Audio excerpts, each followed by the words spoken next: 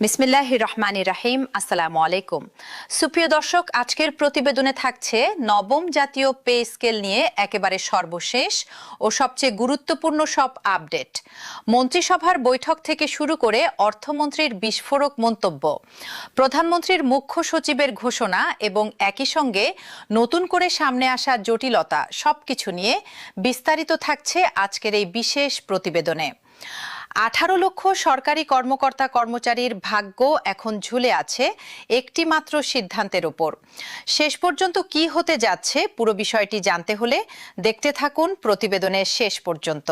সবার আগে জানাই আজকে সবচেয়ে বড় খবর। বুধবার প্রকাশিত সর্বশেষ প্রতিবেদন অনুযায়ী নবম জাতীয় পে স্কেলের চূড়ান্ত রূপরেখা এখনো নির্ধারণ করা সম্ভব হয়নি। মূল বেতন, বিভিন্ন ভাতা, সরকারের আর্থিক সক্ষমতা এবং বাস্তবায়ন পদ্ধতি নিয়ে জটিলতা এখনো পুরোপুরি কাটেনি। ফলে চলতি আগস্ট মাসের মধ্যে গেজেট প্রকাশ হবে কিনা তা নিয়ে তৈরি হয়েছে নতুন করে অনিশ্চয়তা।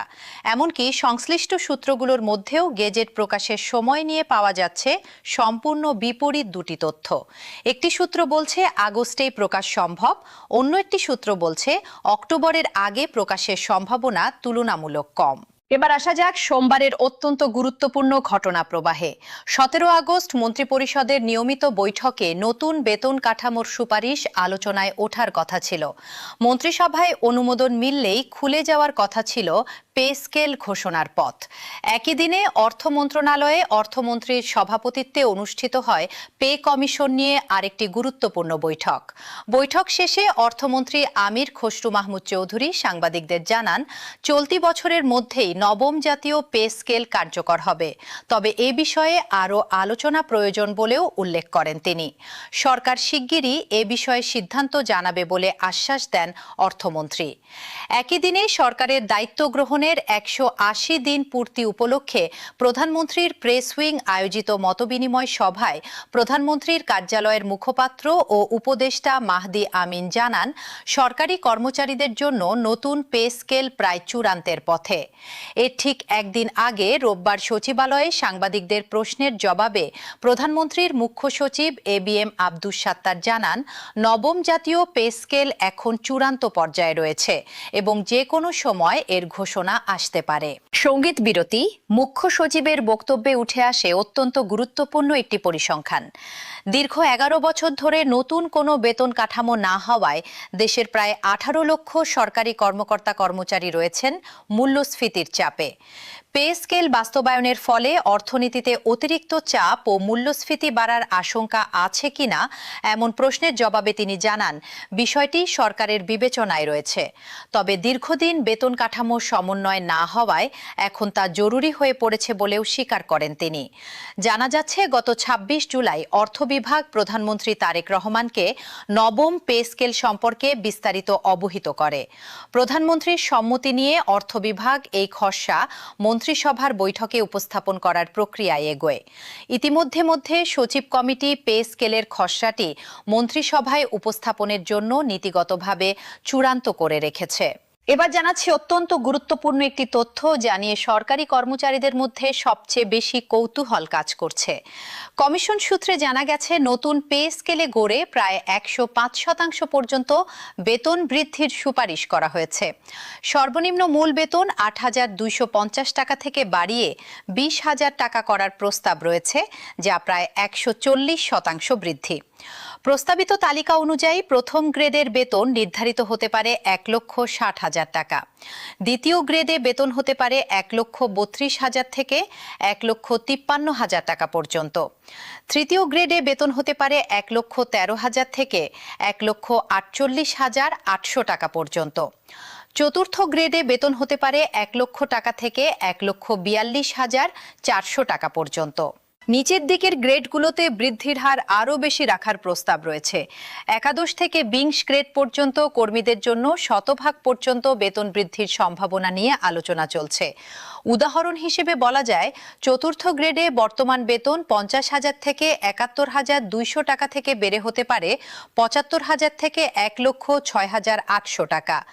পঞ্চম গ্রেডে বর্তমান 43,000 থেকে 69,850 টাকা বেড়ে হতে পারে 64,500 থেকে 1,04,775 টাকা। পেনশনভোগীদের জন্যও রয়েছে বড় সুখবর। যাদের মাসিক পেনশন 20,000 টাকার নিচে, তাদের পেনশন 100% পর্যন্ত বৃদ্ধি করা হতে পারে। 75 বছরের ঊর্ধ্বে থাকা পেনশনভোগীদের জন্য মাসিক 10,000 টাকা চিকিৎসা ভাতার সুপারিশও করা হয়েছে। এছাড়া কর্মচারী সংগঠনগুলোর দীর্ঘদিনের দাবি অনুযায়ী টাইম স্কেল এবং সিলেকশন গ্রেড পুনর্বহালের বিষয়টিও সক্রিয় বিবেচনায় রয়েছে। তবে এত বড় বৃদ্ধি নিয়ে সবচেয়ে বড় প্রশ্ন হলো কিভাবে বাস্তবায়ন হবে এই কাঠামো। এখন পর্যন্ত যে পরিকল্পনা আলোচনায় রয়েছে তা হলো 2026 সালের 1 জুলাই থেকে নতুন মূল বেতন এবং 2027 সালের 1 জুলাই থেকে বিভিন্ন ভাতা কার্যকর করা, অর্থাৎ 2 ধাপে বাস্তবায়নের প্রস্তাব রয়েছে। তবে এই বিষয়ে এখনো চূড়ান্ত সিদ্ধান্ত হয়নি। এখানেই সামনে আসছে সবচেয়ে গুরুত্বপূর্ণ বাধার তথ্য। সংশ্লিষ্টদের মতে ধাপভিত্তিক বাস্তবায়নে প্রধান বাধা মূলত প্রযুক্তিগত। বর্তমানে সরকারি কর্মকর্তা কর্মচারীদের বেতন ভাতা পরিচালিত হয় ইএফটি এবং আইবাস প্লাস প্লাস সফটওয়্যারের মাধ্যমে। ধাপে ধাপে নতুন বেতন কাঠামো কার্যকর করতে হলে এই সফটওয়্যার ব্যবস্থায় বড় ধরনের পরিবর্তন আনতে হবে, যা রাতারাতি সম্ভব নয়। এই প্রযুক্তিগত জটিলতাই এখন গেজেট প্রকাশে বিলম্বের অন্যতম বড় কারণ হয়ে দাঁড়িয়েছে। দর্শক, এই মুহূর্তে সরকারি কর্মচারী সংগঠনগুলোও চাপ বাড়াচ্ছে। সংগঠনের নতুন নেতৃত্ব ইতিমধ্যে স্পষ্ট ভাষায় জানিয়ে দিয়েছে, আগস্ট মাসের মধ্যে গেজেট প্রকাশিত না হলে কঠোর কর্মসূচির পথে হাঁটবেন তারা। আগস্ট মাস প্রায় শেষের দিকে চলে এসেছে, অথচ গেজেট প্রকাশের সুনির্দিষ্ট তারিখ এখনো ঘোষণা করা হয়নি। ফলে সরকারের ওপর চাপ ক্রমশ বাড়ছে। আরেকটি গুরুত্বপূর্ণ বিষয় হল আন্তর্জাতিক মুদ্রা তহবিলের অবস্থান। দীর্ঘদিন ধরে সংস্থাটির পক্ষ থেকে সরকারি ব্যয় সংকোচনের জন্য চাপ রয়েছে, যার মধ্যে বেতন কাঠামো বৃদ্ধির বিষয়টিও আলোচনায় আসছে। তবে সরকার একাধিকবার স্পষ্ট করে দিয়েছে, সরকারি কর্মচারীদের দীর্ঘদিনের ন্যায্য দাবি মেটাতে তারা প্রতিশ্রুতিবদ্ধ। বহিরাগত কোনো চাপে এই সিদ্ধান্ত পরিবর্তন হবে না। সব মিলিয়ে সামগ্রিক চিত্র বলছে, নবম জাতীয় পে স্কেল প্রশাসনিকভাবে প্রায় চূড়ান্ত পর্যায়ে পৌঁছে গেছে। সচিব কমিটির খসড়া প্রস্তুত, প্রধানমন্ত্রীকে অবহিত করা হয়েছে। মন্ত্রিসভায় উপস্থাপনের প্রস্তুতিও শেষ পর্যায়ে।